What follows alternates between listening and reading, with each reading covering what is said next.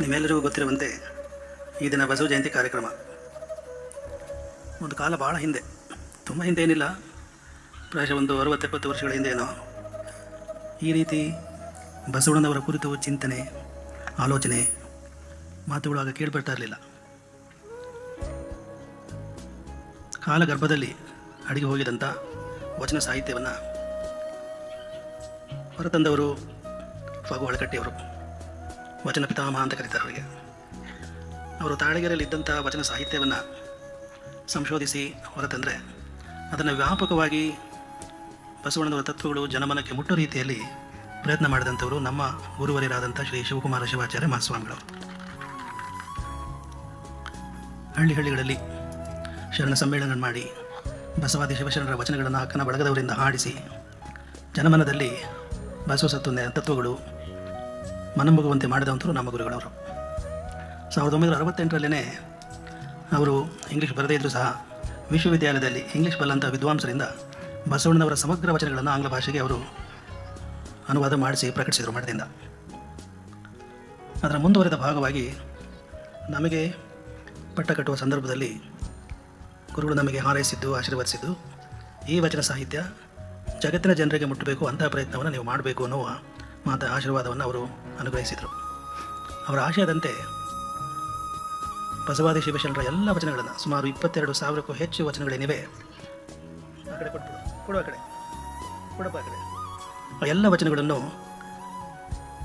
ನಾವು ಆಧುನಿಕ ತಂತ್ರಜ್ಞಾನವನ್ನು ಬಳಸಿಕೊಂಡು ಜನರಿಗೆ ಮುಟ್ಟೋ ಹಾಗೆ 1994ರಲ್ಲಿ ಪ್ರಯತ್ನ ಮಾಡಿದ್ವಿ. ಆಗ ಇನ್ನೂ ಗಣಕಯಂತ್ರದಲ್ಲಿ ವಿಂಡೋಸ್ 95 ಬಂದಿರಲಿಲ್ಲ. ನಾವು ಡಾನ್ಸ್ ಪ್ಲ್ಯಾಟ್ಫಾರ್ಮ್ನಲ್ಲಿ ಅದನ್ನು ಪ್ರಯತ್ನ ಮಾಡಿ ಪ್ರಮುಖ ಶರಣರ ವಚನಗಳು ಗಣಕಯಂತ್ರದಲ್ಲಿ ದೊರೆಯುವ ಹಾಗೆ ನಾವು ಮೊಟ್ಟ ಮೊದಲ ಪ್ರಯತ್ನವನ್ನು ಮಾಡಿದ್ವಿ. ಅದರ ಮುಂದುವರೆದ ಭಾಗವಾಗಿ ಈಗ 2 ವರ್ಷಗಳ ಹಿಂದಿನಿಂದ ನೀವೇನು ಬಳಸ್ತಿರಲ್ಲ ಮೊಬೈಲ್ನಲ್ಲಿ ಆ ಎಲ್ಲ ವಚನಗಳು ನಿಮ್ಮ ಅಂಗೈ ತುದಿ ಬೆರಳಲ್ಲಿ ಸಿಗೋ ಹಾಗೆ ನಾವು ಪ್ರಯತ್ನ ಮಾಡಿರೋದು ಇಲ್ಲಿ ಸಭೆಯಲ್ಲಿ ಕುಳಿತವರಿಗೆ ಕೆಲವರಿಗಾದರೂ ಗೊತ್ತಿರ್ಬೋದು ಅಂತ ಭಾವಿಸ್ತೀವಿ. ನಿಮ್ಮ ಕೈಯಲ್ಲೆಲ್ಲ ಇದೆ ವಚನ.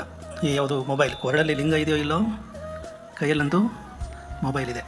ನೀವೆಲ್ಲ ತಗೊಳ್ಳಿ ಮೊಬೈಲನ್ನು ಕೈಯಲ್ಲಿ, ಅದರಲ್ಲಿ ಗೂಗಲ್ ಅಥವಾ ಕ್ರೋಮಿಗೆ ಹೋಗಿ ಟೈಪ್ ಮಾಡಿ wachana.tharalbalu.in ಅಂತ ಹೇಳಿ. ಅದರಲ್ಲಿ ಎಲ್ಲ ಶರಣರ ವಚನಗಳು ನಿಮಗೆ ಕ್ಷಣಾರ್ಧದಲ್ಲಿ ದೊರೀತವೆ. ಇದು ಸಾಮಾನ್ಯ ಜನರಿಂದ ಹಿಡಿದು ವಿದ್ವಾಂಸರವರೆಗೆ ಎಲ್ಲರಿಗೂ ಸುಲಭವಾಗಿ ವಚನಗಳು ಕೈಗೆ ಇಟ್ಕುವಂತೆ ನಾವು ಮಾಡಿರ್ತಕ್ಕಂಥ ಒಂದು ಪ್ರಯತ್ನ. ಈ ಸಭೆಯಲ್ಲಿ ಕುಳಿತಾಗ ಹಾಗೆ ಯೋಚನೆ ಮಾಡ್ತಾ ಇದ್ವಿ, ಇವತ್ತು ಈಗ ಬಸವಣ್ಣವ್ರು ಏನು ನಾವು ಸ್ಮರಣೆ ಮಾಡ್ತಾ ಇದ್ದೀವಿ, ಆ ಸ್ಮರಣೆಯ ಬಗ್ಗೆ ಬಸವಣ್ಣವ್ರು ಏನು ಹೇಳ್ತಾರೆ ಅಂತ ಆಲೋಚನೆ ಮಾಡಿ ನಮ್ಮ ಮೊಬೈಲ್ನಲ್ಲಿ ನಾವು ಅದನ್ನು ಶೋಧಿಸಿದಾಗ ನಮ್ಮ ಕಣ್ಣಿಗೆ ಬಿದ್ದಂಥ ವಚನ ಅಂದರೆ ಬಸವಣ್ಣವರೇ. ನಾವೇನಿವತ್ತು ಬಸವಣ್ಣವ್ರು ನೆನೆಸ್ತೀವಿ, ಹಿಂದಿನವ್ರನ್ನ ಸ್ಮರಣೆ ನಾವೇನು ಮಾಡ್ತೀವಿ ಅದನ್ನು ಕುರಿತೇ ಇವತ್ತಿನ ಬಸವಣ್ಣವ್ರನ್ನ ಸ್ಮರಣೆ ಮಾಡ್ತಿದ್ದೀವಲ್ಲ, ಇದೇ ರೀತಿ ಅವರು ಏನು ಹೇಳ್ತಾರೆ ಅನ್ನೋದು ಒಂದು ವಚನ ಇದೆ ನೋಡಿ.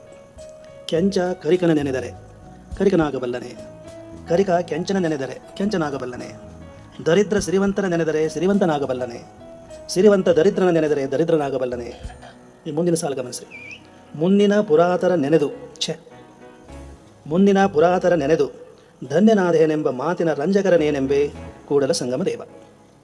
ಮುಂದಿನ ಪುರಾತರ ನೆನೆದು ಧನ್ಯನಾದೇನೆಂಬ ಮಾತಿನ ರಂಜಕರು. ಇವತ್ತೇ ನಾವು ಸ್ಮರಣೆ ಮಾಡ್ತಿದ್ವಿ ಬಸವಣ್ಣರನ್ನ, ಅವರೇ ಆಗಿನ ಕಾಲದಲ್ಲಿ ನಮ್ಮನ್ನೆಲ್ಲ ಕುರಿತು ಮಾತಿನ ರಂಜಕರು ಅಂತ ಹೇಳ್ತಾ ಇದ್ದಾರೆ. ಬರೀ ಮಾತಾಡ್ತೀವಿ ನಾವು ಅಂತ. ಮಾತು ಮತ್ತು ಕೃತಿ, ನುಡಿ ಮತ್ತು ನಡೆ, ಅದಕ್ಕೆ ಪ್ರಾಶಸ್ತ್ಯ ಕೊಟ್ಟವರು ಬಸವಣ್ಣವರು. ನುಡಿಯಲ್ಲಿ ಎಚ್ಚೆತ್ತು, ನಡೆಯಲ್ಲಿ ತಪ್ಪಿದರೆ ಹಿಡಿದಿದ್ದ ಲಿಂಗ ಘಟಸರ್ಪ ಕಾಣ ಅಂತ.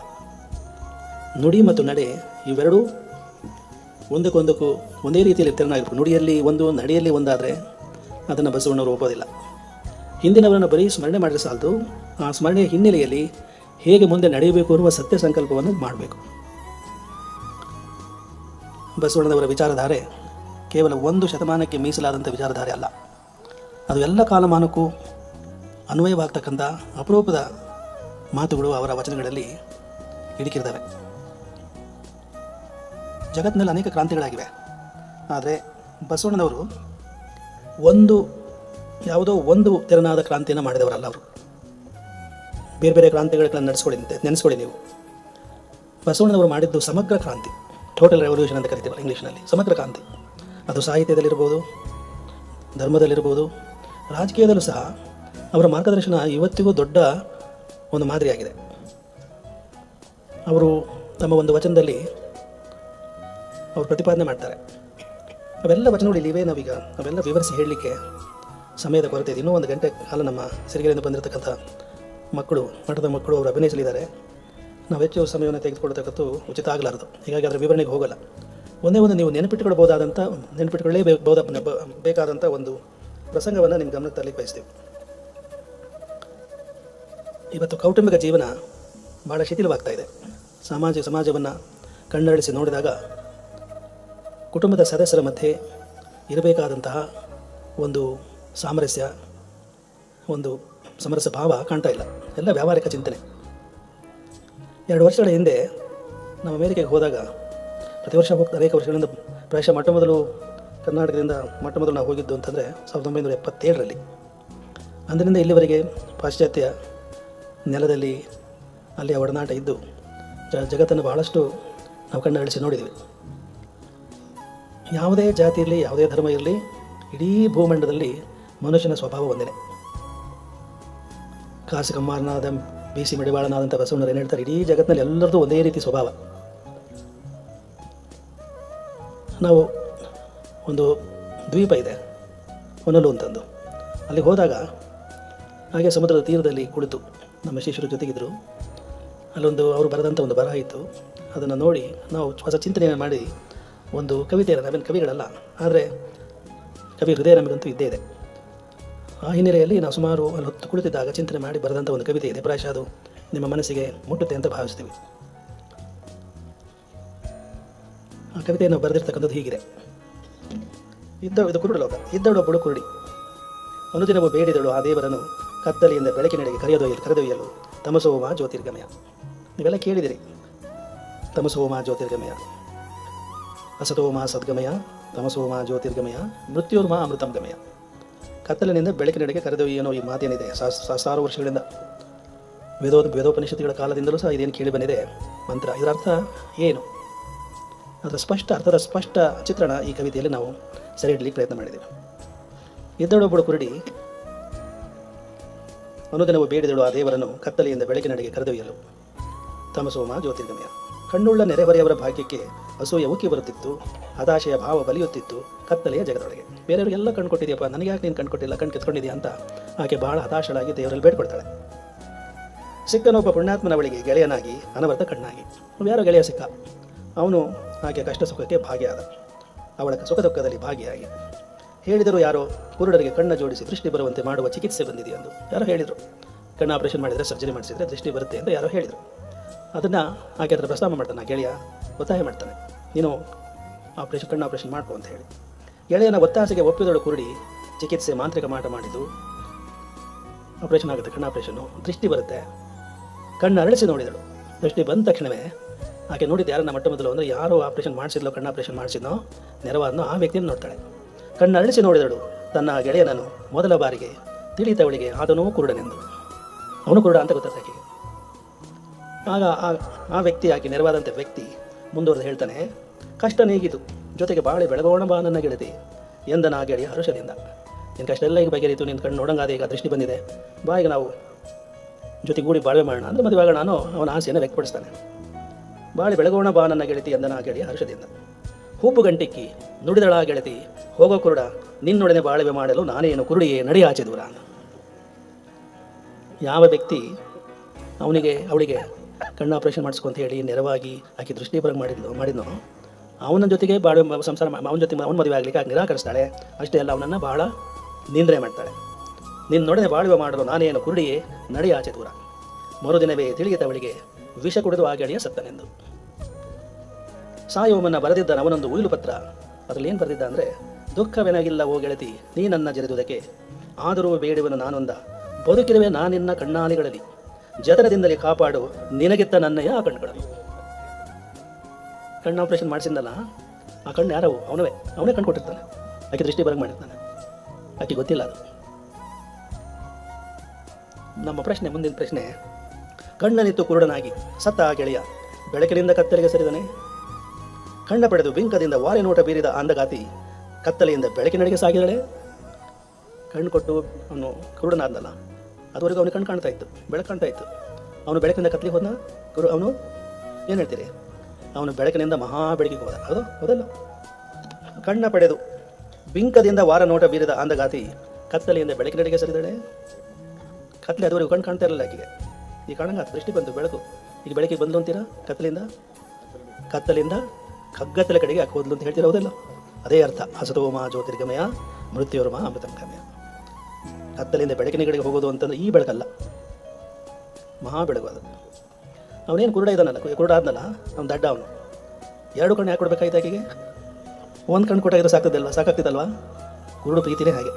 ಒಬ್ಬರು ನೀವು ಪ್ರೀತಿ ಮಾಡ್ತೀರಿ ಅಂತ ಹೇಳಿದರೆ ಅಲ್ಲಿ ಯಾವುದೇ ಲೆಕ್ಕಾಚಾರ ಇರಲ್ಲ. ಅಲ್ಲಿ ಅವನು ಯಾವ ಲೆಕ್ಕಾಚಾರನೂ ಹಾಕಲಿಲ್ಲ. ಅವನು 2 ಯಾಕೆ ಕೊಡಬೇಕು, 1 ಕೊಟ್ಟರೆ ಆಗಲ್ವ ಆಕೆಗೆ ಅಂತ ಚಿಂತನೆ ಮಾಡಲಿಲ್ಲ ಅವನು.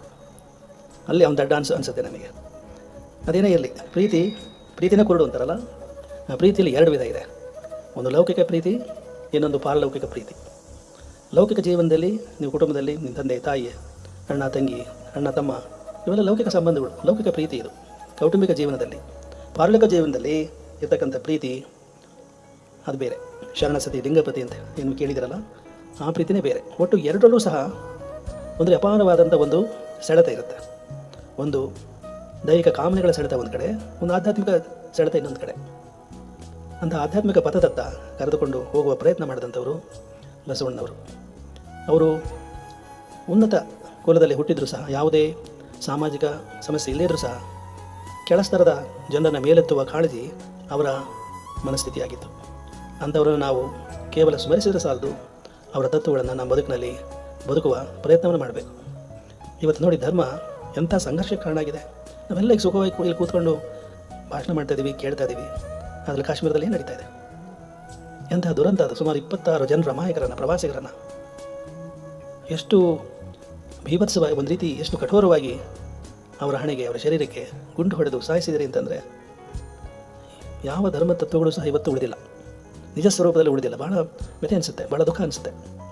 ಅಲ್ಲಿಯ ನಮ್ಮ ಸೈನಿಕರು ಎಷ್ಟು ಎದೆಗೊಂದದೆ ಅವರು ಹೋರಾಟ ನಡೆಸ್ತಾ ಇದ್ದಾರೆ. ಅಲ್ಲಿ ಇದಕ್ಕೆ ಈ ರೀತಿಯ ಸಮಸ್ಯೆ ಕಾರಣ ಯಾರು? ಯಾವ ಧರ್ಮ ಸಂಸ್ಥಾಪಕರು ಇದಕ್ಕೆ ಕಾರಣವಲ್ಲ. ಇವತ್ತು ಧರ್ಮಗಳು ಜಾತಿಯಾಗಿ ಧಾರ್ಮಿಕ ತತ್ವಗಳನ್ನು ಸರಿಯಾಗಿ ಅನುಸರಿಸದೇ ಇರೋದಕ್ಕಾದ್ರೆ ಇದಕ್ಕೆ ಮೂಲ ಕಾರಣ. ನಮ್ಮ ಮಠದ ಮಕ್ಕಳು ಅಭಿನಯಿಸಿದ್ರಲ್ಲ, ಆ ವಚನ ಅಭಿನಯಿಸಿದ್ರು. ಒಂದು ವಚನ ಕೇಳಿದರೆ ನೀವು, ಕಲ್ಯಾಣವೆಂಬ ಪ್ರಣತೆಯಲ್ಲಿ ಭಕ್ತಿರಸವೆಂಬ ತೈಲವನ್ನೆರೆದು ಆಚಾರವೆಂಬ ಬತ್ತಿಗೆ ಅಂತ ಹೇಳ್ತಾರೆ. ಅಲ್ಲಿ ಆ ಬತ್ತಿ ಎಂಥದ್ದು ಅಂದರೆ ಆಚಾರ, ನಡೆ. ಬಸವಣ್ಣನೆಂಬ ಜ್ಯೋತಿಯ ಮುಟ್ಟಿಸಲು ತೊಳಗೆ ಬೆಳಗಿದಿತ್ತಯ್ಯ ಶಿವನ ಪ್ರಕಾಶ ಅಂತ ಹೇಳಿ. ಆ ಬತ್ತಿ ಏನಾಗುತ್ತೆ, ದೀಪ ಏನೋ ಚೆನ್ನಾಗಿ ಬೆಳಗುತ್ತೆ ಮೊದಲು ಆರಂಭದಲ್ಲಿ, ಕ್ರಮೇಣ ಆ ಬತ್ತಿಗೆ ಮಂಕು ಕವಿದಾಗ ಮಹಿಳೆಯರು, ಗೃಹಿಣಿಯರು ಮನೆಯಲ್ಲಿ ಅದನ್ನು ಮಂಕನ್ನು ತೀಡಿ ಮತ್ತೆ ಉಜ್ವಲವಾಗಿ ಬೆಳ ಹಾಗೆ ಮಾಡ್ತಾರೆ. ಹಾಗೆಯೇ ಬಸವಣ್ಣನವರ ತತ್ವಗಳಿಗೆ ಈಗ ಮಂಕು ಹಿಡಿದಿದೆ. ಯಾವ ಬಸವಣ್ಣನವರು ಜಾತಿಯ ವಿರುದ್ಧವಾಗಿ ಹೋರಾಟ ಮಾಡಿದರೋ ಅವರ ಅನುಯಾಯಿಗಳೇ ಒಂದು ಜಾತಿ ಕಟ್ಕೊಂಡಿದ್ದಾರೆ. ಈಗ ಇದೊಂದು ದೊಡ್ಡ ಒಂದು ದುರದೃಷ್ಟಕರವಾದಂಥ ಬೆಳವಣಿಗೆ. ಅವರು ಹಾಕಿಕೊಟ್ಟಂಥ ದಾರಿ, ಅವರು ಬೆಳಗಿದಂಥ ಜ್ಯೋತಿ ಮತ್ತೆ ಈಗ ಮಂಕು ಕೈ ಬಿದ್ದಿದೆ. ಆ ತತ್ವಗಳಲ್ಲಿ ದೋಷ ಇಲ್ಲ, ಅವರ ಅನುಯಾಯಿಗಳಲ್ಲಿ ಇರ್ತಕ್ಕಂಥದ್ದು ದೋಷ. ಆ ದೋಷವನ್ನು ಮತ್ತೆ ಆ ಮಂಕನ್ನು ತೀಡಿ ಮತ್ತು ಉಜ್ವಲವಾಗಿ ಬೆಳಬೇಕಾದಂಥ ಪ್ರಯತ್ನ ಅವರ ಸಾಹಿತ್ಯವನ್ನು, ಅವರ ಇತಿಹಾಸವನ್ನು ಬಲ್ಲವರು ಮಾಡಬೇಕಾದಂಥ ಕಾರ್ಯ. ನಮಗೆ ಭಾಳ ಸಂತೋಷ. ನಮ್ಮ ಮಠದ ಈ ಭಾಗದ ಶಿಷ್ಯರು, ನಮ್ಮ ಮಠದ ಪರಿಸರದಲ್ಲಿ ಇರ್ತಕ್ಕಂಥವರು ಒಳ್ಳೆಯ ಅಪರೂಪದ ಈ ಕಾರ್ಯಕ್ರಮನ ಹಮ್ಮಿಕೊಂಡಿದ್ದಾರೆ.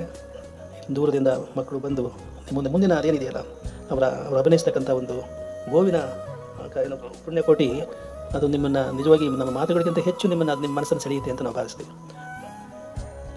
ಸತ್ಯವನ್ನು ನುಡಿಯುವುದೇ ದೇವಲೋಕ, ಮಿಥ್ಯವನ್ನು ನುಡಿಯುವುದೇ ಮರ್ತ್ಯಲೋಕ, ಆಚಾರವೇ ಸ್ವರ್ಗ, ಅನಾಚಾರವೇ ಸ್ವರ್ಗ. ಈ ವಚನ ಏನಿದೆಯಲ್ಲ, ಅದರ ಆರಂಭದಲ್ಲಿರುವ ಸತ್ಯವೇ ನಮ್ಮ ತಾಯಿ ತಂದೆ ಅಂತ ಮುಂದೆ ನೀವು ಏನು ನೋಡ್ತೀರಿ. ಬಸವಣ್ಣವರ ವಚನದ ಒಂದು ದೃಶ್ಯವೇ ನಿಮ್ಮ ಮುಂದೆ ಮನಮಗುವಂತೆ ಮಕ್ಕಳು ಮಾಡ್ತಾರೆ. ಹೀಗಾಗಿ ನಾವು ಮಾತನಾಡೋಕ್ಕೆ ಉಚಿತ ಅಲ್ಲ. ಈ ಸಮಾರಂಭವನ್ನು, ಜಯಂತಿ ಕಾರ್ಯಕ್ರಮವನ್ನು ರೂಪಿಸಿದಂಥ ಈ ಭಾಗದ ಎಲ್ಲ ಶಿಷ್ಯ ಮಂಡಳಿಗೂ ಈಗ ನಾವು ತುಂಬ ಅಭಿಮಾನದಿಂದ ಅವರನ್ನು ಅಭಿನಂದಿಸ, ಮತ್ತೊಮ್ಮೆ ಪೂಜ್ಯ ಗುರುಗಳನ್ನು ಮತ್ತು ಇಲ್ಲಿ ಬಂದು ಮಾತನಾಡಿದಂಥ ಸಾಹಿತಿಗಳು, ಅವರಿಗೆ ಸಮಯ ಸಾಕಾಗಲಿಲ್ಲ. ವಿಶ್ವವಿದ್ಯಾಲಯಗಳಲ್ಲಿ ಒಂದು ತರಗತಿ ಅಂದರೆ 1 ಗಂಟೆ ಇದ್ದೇ ಇರುತ್ತೆ. ಅದರಲ್ಲಿ ಕೇವಲ 10 ನಿಮಿಷದಲ್ಲಿ ಮಾತಾಡಬೇಕು ಅಂದರೆ ಭಾಳ ಕಷ್ಟ. ನಮ್ಮ ಶ್ರೀಕಂಠೇಂದ್ರ ಹೇಳ್ತಾ ಇದ್ರಂತೆ, ಎಷ್ಟೊತ್ತು ಮಾತಾಡಬೇಕು ಅಂತ ಕೇಳಿದರೆ ಅವ್ರು ಹೇಳಿದ್ರಂತೆ, 1 ಗಂಟೆ ಮಾತಾಡಿ ನೀವು ಅವಕಾಶ ಕೊಟ್ಟರೆ ನಾನು ಏನೂ ಸಿದ್ಧತೆ ಮಾಡ್ಕೋಬೇಕಾಗಿಲ್ಲ, 10 ನಿಮಿಷ ಮಾತಾಡಬೇಕು ಅಂದರೆ ನಾನು ಭಾಳ ಸಿದ್ಧತೆ ಮಾಡ್ಕೋಬೇಕು ಅಂತ ಹೇಳಿದ್ರಂತೆ. ನಮ್ಮ ಅನುಭವ ಹೇಳ್ತೀವಿ. ಇವತ್ತೇನು ವಿಚಿತ್ರ ಒಂದು ರೀತಿಯ ಜಾತಿಯ ದೊಂಬರಾಟ ನಡೀತಾ ಇದೆ ನಮ್ಮ ನಾಡಿನಲ್ಲಿ. ಬಹಳ ದುರದೃಷ್ಟಕರ ಇದು. ನಮ್ಮ ಅನುಭವ ಹೇಳ್ತೀವಿ. ನಾವು ಬನಾರಸ್ ಹಿಂದೂ ಯೂನಿವರ್ಸಿಟಿಯಲ್ಲಿ ಓದ್ತಾ ಇದ್ದಾಗ ಭಾಳ ಹಿಂದೆ 1968-69 ಇರಬೇಕೇನೋ. ಆಗ್ತಾನೆ ನಾವು ವಿಶ್ವವಿದ್ಯಾಲಯದಲ್ಲಿ ಸ್ನಾತಕೋತ್ತರ ಪದವಿಯನ್ನು ಪಡೆದು ಸಂಶೋಧನೆಗೆ ರಿಜಿಸ್ಟರ್ ಮಾಡಿಸಿದ್ವಿ. ನಮಗೆ UGC ಇಂದ ಯೂನಿವರ್ಸಿಟಿ ಗ್ರ್ಯಾಂಟ್ಸ್ ಕಮಿಷನಿಂದ ಒಂದು ಫೆಲೋಶಿಪ್ ಮಂಜೂರಾಗಿತ್ತು, ಜೂನಿಯರ್ ರಿಸರ್ಚ್ ಫೆಲೋಶಿಪ್. ನಮ್ಮ ಪ್ರೊಫೆಸರ್ ಭಟ್ಟಾಚಾರ್ಯ ಅವರು ಕರೆದು ಮಂಜೂರಾಗಿದೆ, ವಿಶ್ವವಿದ್ಯಾಲಯ ಫೆಲೋಶಿಪ್ ನಿಯಮಗಳಿಗೆ ಅನುಸಾರವಾಗಿ ವಿಶ್ವವಿದ್ಯಾಲಯದಲ್ಲಿ ಕೆಲವು ಗಂಟೆಗಳ ಕಾಲ ಪಾಠ ಮಾಡಬೇಕಪ್ಪ ಅಂತ ಹೇಳಿದರು. ನಮಗೆ ಭಾಳ ಖುಷಿ ಆಯಿತು. ಅಧ್ಯಾಪಕರಾಗಿ ಮೊದಲ ತರಗತಿಗೆ ವಿಶ್ವವಿದ್ಯಾಲಯದಲ್ಲಿ ಪಾಠ ಮಾಡಲಿಕ್ಕೆ ಅಂತ ತರಗತಿಗೆ ಹೋದಾಗ ಸಹಜವಾಗಿ ವಿದ್ಯಾರ್ಥಿ ಜೀವನದ ಅನುಭವದಲ್ಲಿ ವಿದ್ಯಾರ್ಥಿಗಳಿಗೆ ಹೊಸ ಅಧ್ಯಾಪಕರು ಯಾರು ತಿಳ್ಕೋಬೇಕು ಅನ್ನೋ ಕುತೂಹಲ ಇರುತ್ತೆ ಅಂತ ನೆನೆಸ್ಕೊಂಡು ನಮ್ಮ ಹೆಸರನ್ನು ಬೋರ್ಡ್ ಮೇಲೆ ಬರೆದ್ವಿ. ಒಬ್ಬ ವಿದ್ಯಾರ್ಥಿ, ತುಂಟ ವಿದ್ಯಾರ್ಥಿ, ಅವನು ಸರ್ ಹಾಗೆ ಕ್ಯಾ ಅಂತ ಕೇಳಿದ, ಹೆಸರು ಮುಂದುಗಡೆ ಏನಿದೆ ಅಂತ ಹೇಳಿ. ನಿಮಗೆ ಅರ್ಥವಾಗುತ್ತಾ ಇಲ್ಲ, ಉತ್ತರ ಭಾರತೀಯರ ಹೆಸರಿನಲ್ಲಿ ಅವರವರ ಜಾತಿಗಳು ಮುಂದಿರ್ತಕ್ಕಂಥ ಫ್ಯಾಮಿಲಿ ನೇಮ್ಸ್ ಅಂತ ಗೊತ್ತಾಗ್ಬಿಡುತ್ತೆ. ತ್ರಿವೇದಿ, ದ್ವಿವೇದಿ, ಚತುರ್ವೇದಿ ಅಂದರೆ ಅವರೆಲ್ಲ ಬ್ರಾಹ್ಮಣರು. ಸಿಂಗ್ ಠಾಕೂರ್ ಅಂತಿದ್ದರೆ ಅವರೆಲ್ಲ ಕ್ಷತ್ರಿಯರು. ಇನ್ನು ಅಗ್ರವಾಲ್ ಅಂತಿದ್ದರೆ ಅವರೆಲ್ಲ ಬನಿಯಾ ಅಂದರೆ ವೈಶ್ಯರು. ಇನ್ನು ಕೆಲವಿವೆ ಅವರು ಶೂದ್ರರು ಅಂತ ಅರ್ಥ ಆಗಿಬಿಡುತ್ತೆ ಹೆಸರಿನ ಮುಂದಿರ್ತಕ್ಕಂಥ ಸರ್ನೇಮ್ಗಳಿಂದ. ನಮಗೆ ಹುಡುಗ ಕೇಳಿದ್ವಿ ಯಾವ ಅರ್ಥದಲ್ಲಿ ಕೇಳ್ತಾರೆ ಅಂತ ಅರ್ಥ ಆಯಿತು. ಆಗ ಆ ಹುಡುಗನ ದುರ್ಗುಟ್ಟ ನೋಡ್ತಾ ಹೇಳಿದ್ವಿ, ದೇಖೋ ಆಗೆ ಪೀಚೆ ಕುಚ್ ನೈ ಹೈ, ಆಗೆ ಆಪ್ ಲೋಗ್ ಹೈ, ಪೀಚೆ ಬ್ಲ್ಯಾಕ್ ಬೋರ್ಡ್ ಹೈ ಅಂತ ಹೇಳಿದ್ವಿ. ಇನ್ನು ಮುಂದೆ ಏನಿಲ್ಲಪ್ಪ, ಮುಂದ್ಗಡೆ ನೀವಿದ್ದೀರಿ, ಹಿಂದ್ಗಡೆ ಕಪ್ಪು ಹಲಗೆ ಇದೆ ಅಂತ. ಇಡೀ ತರಗತಿಯ ವಿದ್ಯಾರ್ಥಿಗಳು ಅವನತ್ತ ನೋಡಿ ಅವಾಗ ಗಾಗೈಸಿ ನಕ್ಕರು ಅವರು. ಇದೆಲ್ಲ ಬರೆದಿದ್ದೀವಿ ಮೊನ್ನೆ ಒಂದು ನಮ್ಮ ಲೇಖನದಲ್ಲಿ.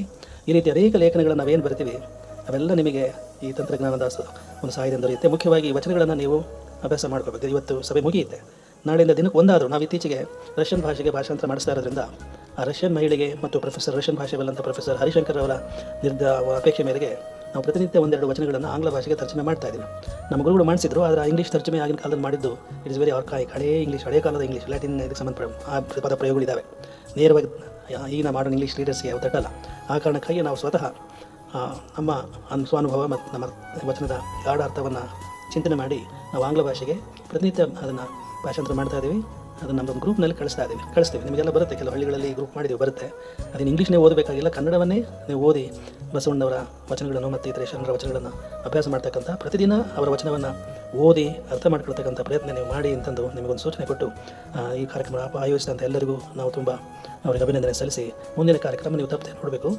ಅದ್ಭುತವಾದ ಕಾರ್ಯಕ್ರಮ ಅದು. ನೀವು ನಿಮ್ಮ ಮನಸ್ಸು ನಿಜವಾಗೂ ನಿಮ್ಮ ಮನಸ್ಸನ್ನು ಅದು ಹಿಡಿಯುತ್ತೆ, ಮನಸ್ಸನ್ನು ಕಲ್ಕುತ್ತೆ. ಆ ಕಾರ್ಯಕ್ರಮ ಬೇಗನೆ ಆರಂಭವಾಗಲಿ ಅಂತ ಹೇಳಿ ನಮ್ಮ ಈ ಮಾತುಗಳನ್ನು ಮುಗಿಸಿ